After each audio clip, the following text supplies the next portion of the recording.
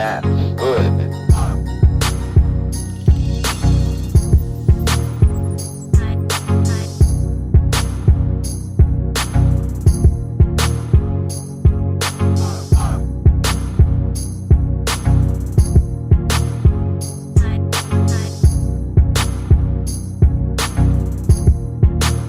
Piece tacked on, you know, as you've seen.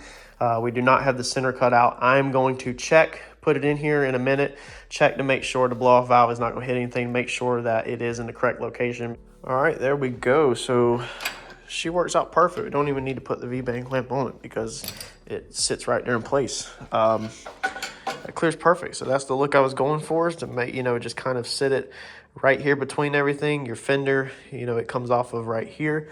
You can see on this side, for reference, your fender pretty much follows the edge of this up here, and it actually steps in some. So it's 100%, nothing's in the way right here. So this thing is just freaking perfect right here. I'm thinking with this, I put this blow-off valve, or this line, where the plastic line plugs in, mine went blank, right here, but I'm thinking I'll probably clock it one more over here so that it kind of comes out here, and then we can run it down the radiator to the bottom to wherever it goes, so that it's not up top. Hopefully, maybe we will have to go up top, and if we do, that's not the end of the world. But that's phenomenal. That is freaking phenomenal. It fits perfect, so it looks amazing, just like I thought. I mean, I was pretty sure my stuff was spot on, but yeah, it's amazing. So back to the shop this goes. Tell Mike that he can do the final weld on this. Check it off the list. Our hot side is about to be done. What we're doing on this, already mounted the other side up, is of course where you weld it. And man, on this one you can see where I actually tried to grind some of it out from where I welded it. God, my welds are freaking terrible. I got carried away. I should have never put no weld right here. See, if it was Mike welding it, he would have just laid it down the sides, maybe floated across the bottom. I didn't even touch the bottom. I'll tell you what, boy, I'm not a welder. Mike's a welder. Anyway, so you get some crap up there. I mean, even if you don't get nothing up there, it's still, when you go to put it through something, you know, it kind of wants to sit like this, okay? Because there's no support on the backside. So even if we didn't have nothing here and the washer touched tight to that, it kind of wants to sit crooked. So what I'm gonna do, instead of metal on metal with that, and I did it on the other side, it works amazing, is I'm just gonna do this right here. These are some rubber, let's see here, radiator bushings, I think, that I had laying around, and they fit stupid tight over this.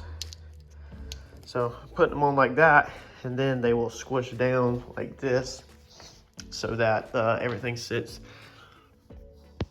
like that. So you can see they squish up in there and give it some isolation so that it's not touching the paint, it's not banging around, you know, and then everything is extremely tight. I mean, I've got that thing squished like crazy. And then it also has the nut on the top is a lock washer nut style. So this is how this is gonna go, is this basically, you know, now that I was thinking put it like this, and then the other night I was thinking put it facing this way, and then it dawned on me just this afternoon that I could go at a 45 this way to get it closer to the arm, so straight up and down. So that's the cool thing about making stuff that you can change and that bolts together.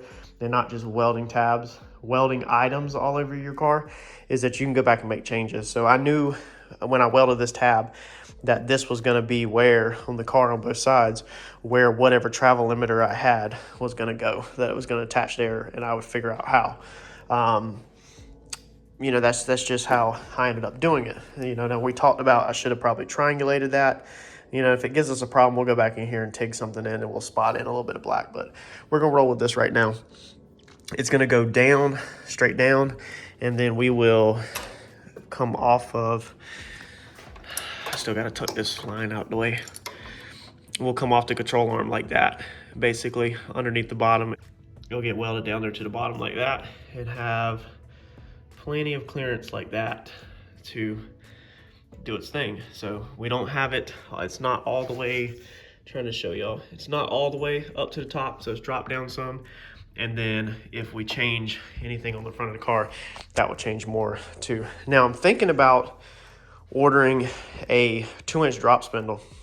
So we've touched on this before in the past. This car was actually built on a 2-inch drop spindle. So all of the front geometry on the A-arms, right now they're kicked uphill coming out because this car was built with a 2-inch drop spindle.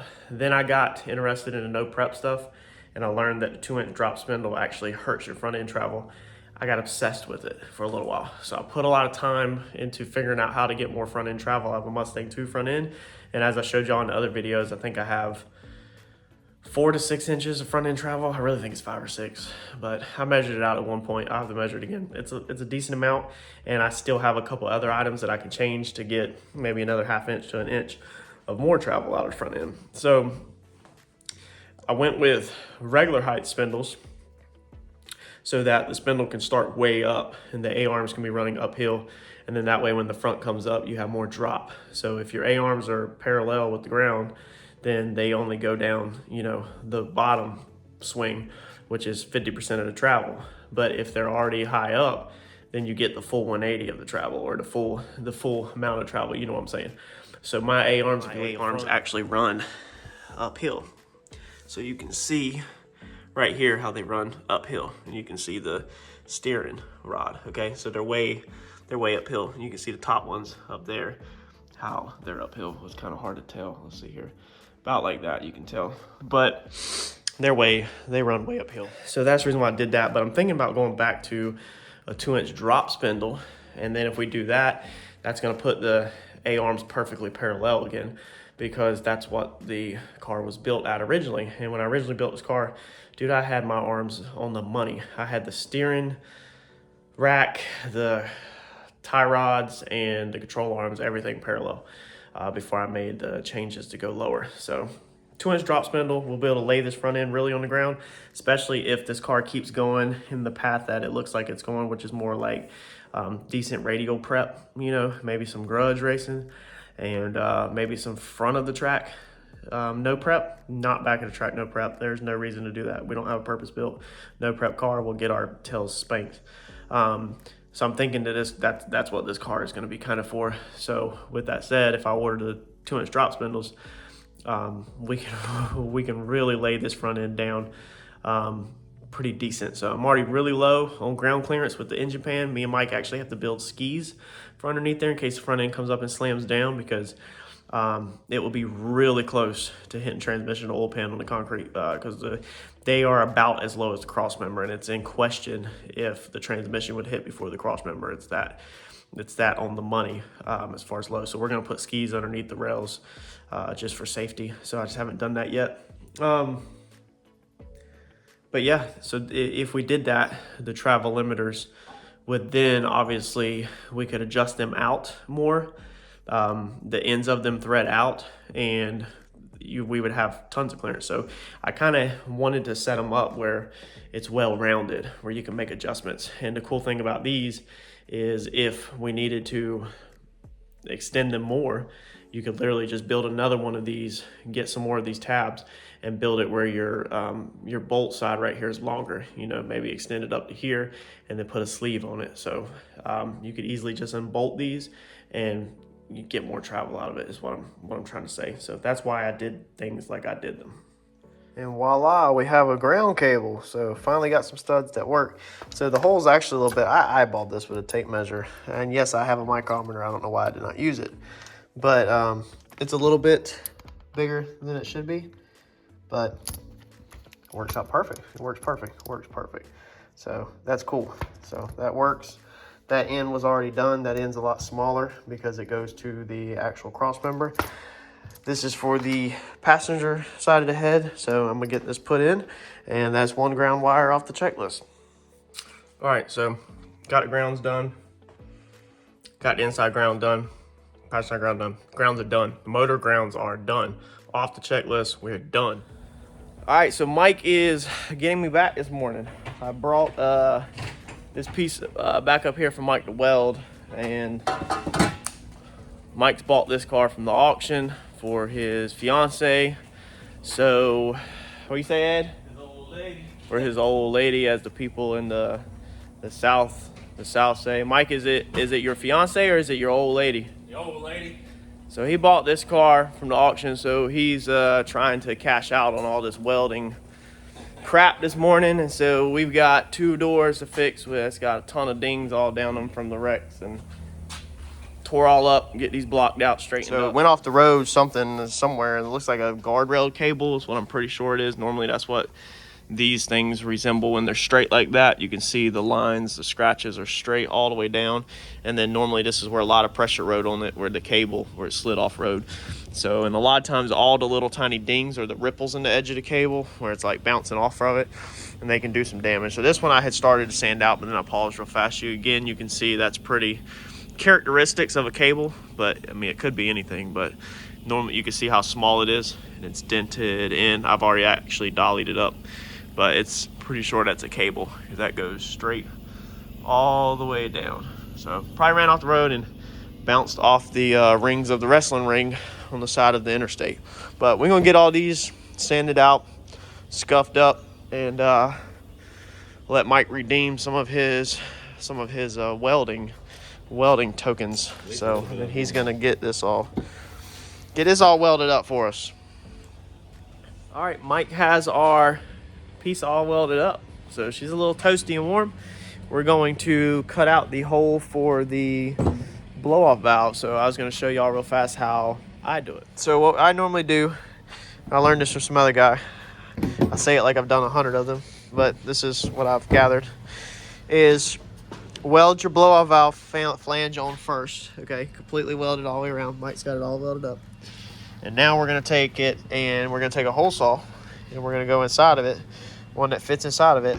We have no drill bit in there, and we're going to let the hole saw ride inside there and cut it perfect.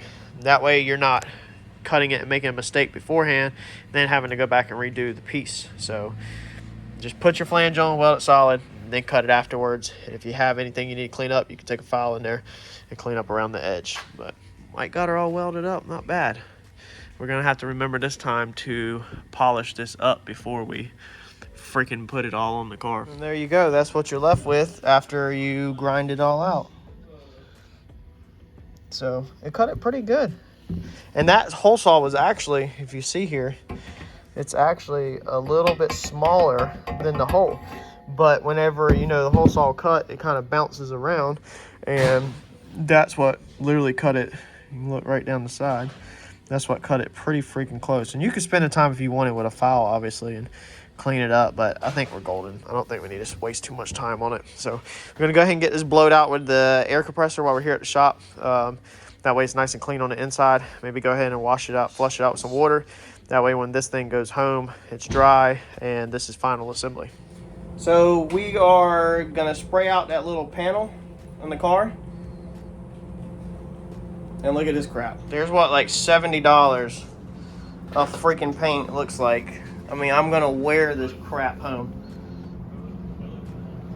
Mike, don't even come in here right now with your crap. Don't even come in here with your crap. God. What in the heck did you do? That's $70 worth of freaking black base coat. Ed knocked it down, man. No, don't blame it on Ed. I'm not blaming on Ed. Ed knocked it down. It was my fault. I was in there talking to him and forgot how to use his hands. Wow. This blows. This really blows. I've never, in all the years I've been painting, I've spilt paint, I've knocked it over on the workbench, and I've caught it, but I have never dropped it all the way to the floor. A whole freaking brand new quart of it. Now it's sticking to my freaking feet.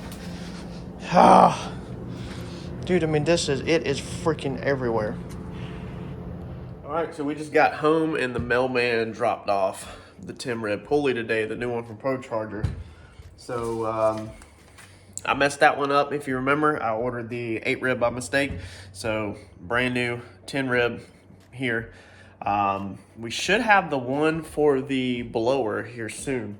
So once we get that one in, then we can go ahead and measure for our belt. We are going to go with the green Gates belt.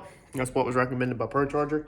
So I'm going to get this one put on and see what else we got. And I just want to say thanks to everybody on the channel.